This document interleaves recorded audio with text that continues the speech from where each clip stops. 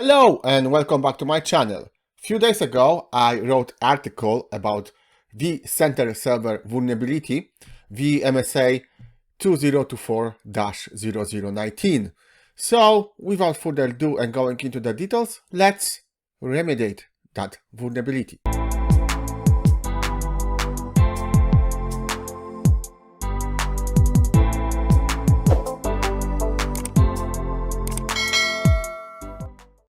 As usual, let's log into our management. It's port 5480. Login. Once we're in, then we are going to an update tab. And we have to wait a few moments for the system to check available updates.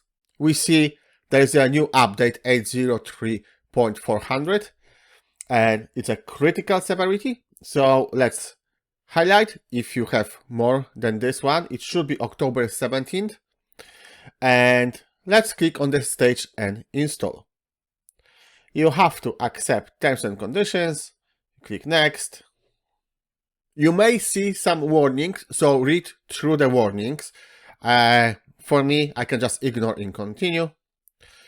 Now, if you want, you can join the customer experience improvement program.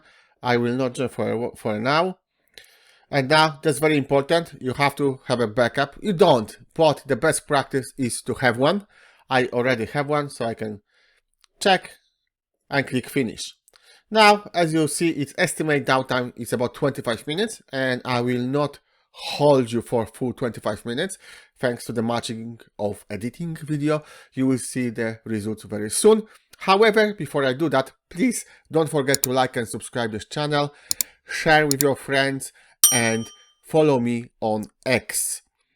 Ta-da! We have the installation complete, so I can just click close.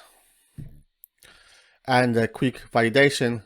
Now the version is the version required, and we have no other versions available. Okay, short video showing you again how to update your vCenter server. Leave a like, subscribe, and see you in the next one. Bye!